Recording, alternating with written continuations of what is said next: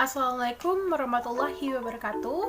Perkenalkan, nama saya Rosalina Yulianti dari kelas 2A1 dengan nomor induk mahasiswa 2200302167.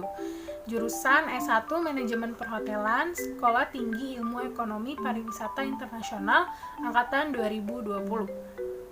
Pada kesempatan kali ini, saya akan menjelaskan tentang ketiga buku kerja saya dalam mata kuliah Kewirausahaan 1. Kita langsung saja masuk ke buku kerja yang pertama.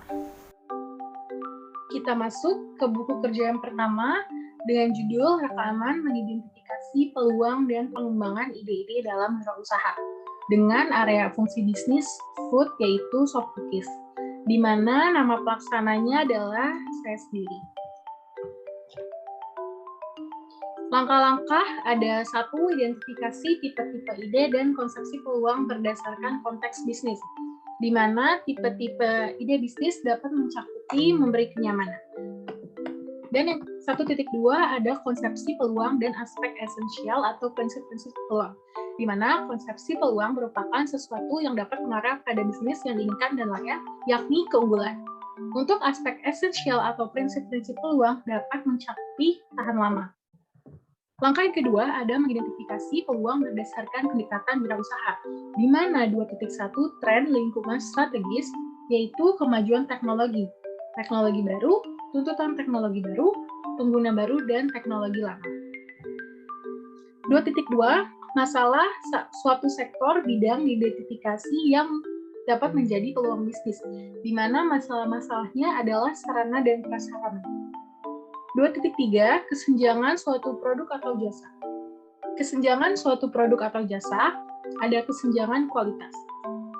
Langkah yang ketiga ada mengidentifikasi karakteristik personil wirausaha, di mana 3.1 pengalaman industri sebelumnya, yaitu dapat memberi keuntungan, produktivitas, dan pengalaman dalam mengatasi masalah.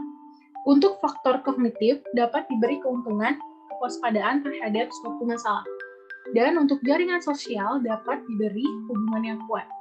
Dan langkah-langkah untuk membangun ide kreatif dapat mencakupi persiapan, wawasan, dan evaluasi. Dalam langkah-langkah yang keempat, ada membangun ide-ide bisnis, yaitu ada 4.1 praktek brainstorming, di mana menghasilkan beberapa gagasan tentang topik tertentu. Ada juga aturan sesi brainstorming dapat mencakupi freewheeling, yang merupakan ekspresi bebas dari ide-ide bebas dari peraturan atau pembatasan yang dianjurkan. Semakin banyak ide, semakin baik. Ide gila atau aneh pun bisa mengarah pada gagasan bagus atau solusi untuk masalah. Yang ke-4.2 ada kaidah-kaidah fokus group, di mana membantu menghasilkan ide-ide dan tindak lanjut dari brainstorming. 4.3 ada library and internet research, di mana ada social media dan file. 4.4 ada ide-ide bisnis produk, yaitu soft cookies adalah sejenis kue kering, namun dengan sensasi coklat telur yang lumer. Ketika digigit, bentuknya yang bulat dan lumayan besar membuat cemilan ini cukup mengenyangkan ketika dimakan.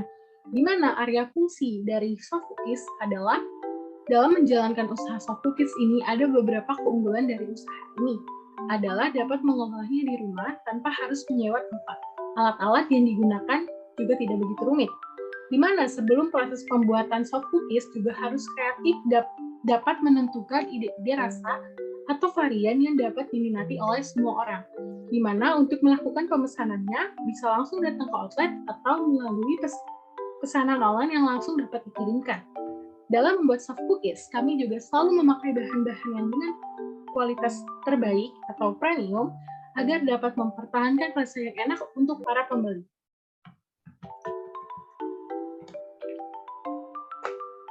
Selanjutnya ada buku kerja kedua, yaitu membangun usaha yang efektif.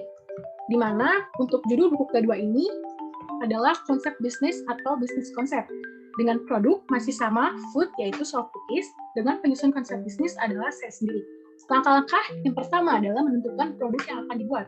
Nama produk adalah soft cookies, dan deskripsi produk adalah soft cookies merupakan kue kering dengan teksturnya di luar dan lembut atau chewy di dalam. Ketika digigit, kue ini sedikit lengket di bagian tengahnya karena adonannya yang masih lembut tersebut. Soft cookies yang masih lembut tersebut ini paling cocok dijadikan cemilan pengganti minum teh atau susu.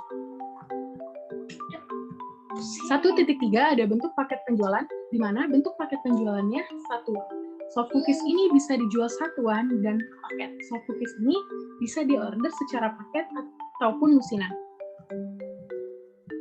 Langkah yang kedua adalah mengidentifikasi target pasar, di mana target penggunanya adalah pemasaran mikro, yaitu soft cookies masih menjadi bisnis menengah, di mana dipasarkan di satu tempat saja dan juga melayani pemesanan online.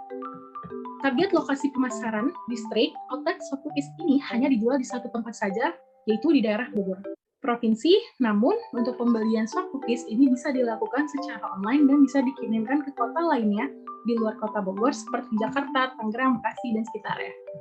Langkah yang ketiga ada identifikasi alasan mengembangkan produk, di mana kesenjangan produk adalah akses. Outlet soft cookies ini sangat strategis, yaitu berada di tengah kota Bogor. Oleh karena itu, sangat mudah untuk ditemui. Kualitas soft cookie mempunyai kualitas yang baik karena menggunakan bahan-bahan yang premium. Peluang pasar, ada penetrasi pasar yang menjual lebih banyak produk di pasar yang ada. Selanjutnya, langkah yang keempat ada menggunakan fitur spesial, di mana tujuan produk dan pengguna adalah produk kenyamanan. Ini adalah jenis produk yang dibeli konsumen berulang kali. Produk belanja, konsumen biasanya menghabiskan lebih banyak waktu untuk membandingkan berbagai opsi dalam kategori produk belanja. Produk khusus, produk ini biasanya ditentukan oleh merek yang membuat. Fitur-fitur utama, janji. Soft cookies memiliki rasa yang crunchy di luar namun soft di dalam. Soft cookies memiliki bahan-bahan yang good quality. Maka dari itu, kualitas dari soft cookies ini sangatlah baik. Manfaat produk, ada manfaat kesehatan, yaitu soft cookies mengandung nutrisi makro yang menyediakan energi seperti protein, karbohidrat, dan lemak. Dan juga manfaat keamanan. Soft cookies sangat aman untuk dikonsumsi oleh semua orang. Reliabilitas produk, yaitu area bisnis utama, outlet yang strategis mudah ditemukan oleh setiap orang. Bisnis kami akan terus kami kembangkan dan akan selalu menerima pesanan juga secara aman. Langkah yang kelima, ada mengembangkan tim manajemen, di mana personal branding tim konsultan adalah pengakuan dari masyarakat. Soft cookies yang kami jual sudah mendapat pengakuan dari masyarakat soal rasa yang enak, kualitas bahan yang bagus, dan outlet yang strategis. Kualifikasi tim adalah kami menjual soft cookies dengan kualitas yang bagus dan mementingkan rasa untuk konsumen. Harga yang kami tawarkan sangat terjangkau dan dapat dilakukan pemesanan melalui langsung ke outlet ataupun pemesanan online. Selanjutnya, kita masuk ke buku kerja yang ketiga, yaitu tentang analisa kelayakan usaha, di mana produknya masih sama food, yaitu soft cookies. Dengan buku kerja ketiga ini, saya memiliki 3 poin, di mana ada potensi rendah -1, potensi sedang 0, dan potensi tinggi 1. Dengan nomor 1, analisa kekuatan ide bisnis produk, yaitu 1.1, tingkat diinginkan pasar terhadap produk. Yang berisi mengambil keuntungan dari tren lingkungan, saya memilih potensi tinggi, menyelesaikan masalah, potensi tinggi, mengatasi kesenjangan yang tidak terisi, potensi tinggi, ketepatan waktu masuk ke pasar, potensi sedang, luasnya gagasan menambah nilai bagi pembeli atau pengguna akhir, potensi tinggi. Sejauh mana pelanggan puas dengan produk pesaing yang tersedia, potensi tinggi. Sejauh mana ide tersebut mewajibkan pelanggan untuk mengubah dasar atau perilaku mereka, potensi sedang. Di mana untuk 1.1 saya memiliki poin 4.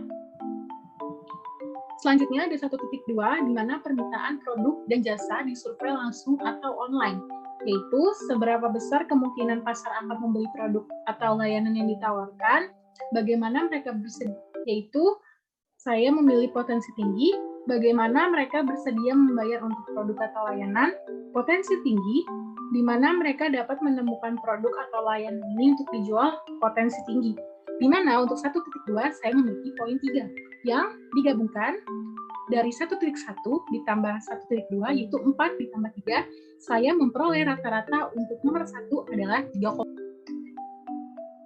Untuk nomor 2, ada kelayakan target industri, di mana 2.1 daya tarik industri, yang berisi jumlah kompetitor, saya memilih potensi sedang, sedikit, tahap siklus hidup industri, potensi tinggi, fase tumbuh cepat, tingkat pertumbuhan industri bidang ini, potensi tinggi, pertumbuhan tinggi, pentingnya produk atau layanan industri pada pelanggan, potensi Potensi sedang, yaitu sebaiknya memiliki margin operasi industri potensi sedang, yaitu sedang, dengan total poin 2.1 adalah 2. 2.2, daya tarik target pasar dan konsumen, di mana identifikasi target pasar untuk usaha baru yang diusulkan, potensi tinggi teridentifikasi, kemampuan untuk menciptakan penghalang untuk masuk ke pesaing potensinya, potensi tinggi dapat menciptakan daya beli pelanggan, potensi tinggi, kemudian membuat pelanggan sadar akan produk atau layanan baru, potensi tinggi, potensi pertumbuhan target pasar, saya memilih potensi tinggi,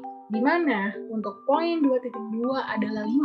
Maka dari itu, untuk nomor 2, saya memiliki nilai rata-rata 5 ditambah 2 dibagi 2 menjadi 3,5.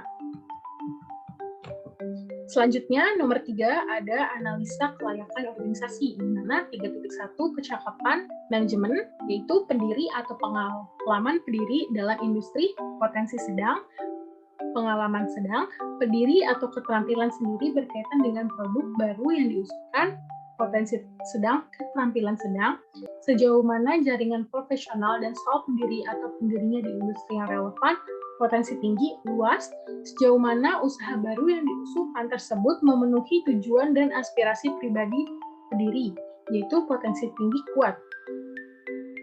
Kemungkinan tim bisa disatukan untuk memulai dan menumbuhkan usaha baru, potensi tinggi sangat memungkinkan. Di mana untuk 3.1 saya memperoleh poin 3. 3.2 kecukupan sumber daya. Karyawan dengan kompetensi spesifik, potensi tinggi, perlindungan properti intelektual pada aspek kunci bisnis, tidak berlaku pada saat memulai, potensi tinggi. Di mana untuk 3.2 saya memperoleh poin 2. Maka dari itu, untuk nomor 3, saya memiliki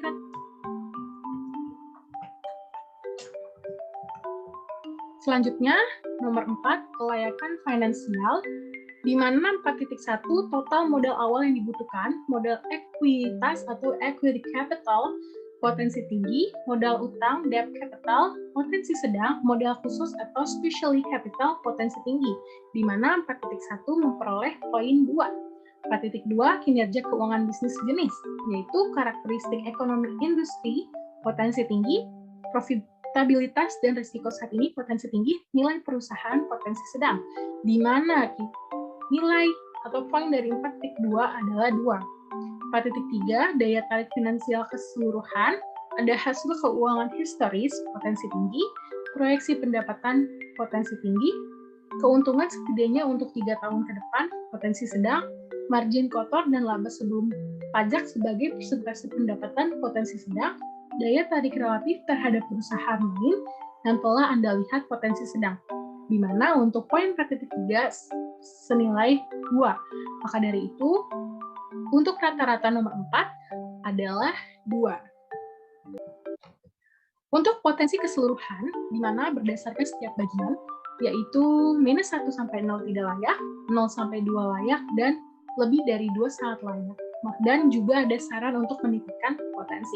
Di mana pada bagian 1, kekuatan ide bisnis saya bernilai rata-rata 3,5 sangat layak, dan memiliki saran untuk segera diwujudkan perkembangannya.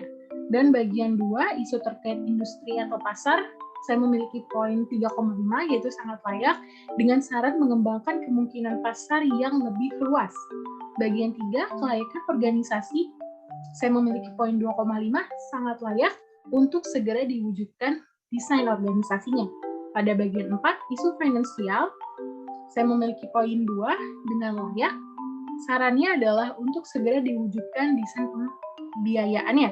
Pada penilaian keseluruhan, saya memiliki rata-rata penjumlahan dari bagian 1 sampai 4 dibagi 4 bernilai 3,05 yang memiliki potensi sangat layak, di mana untuk sarannya adalah segera ditindaklanjuti pengembangan bisnisnya.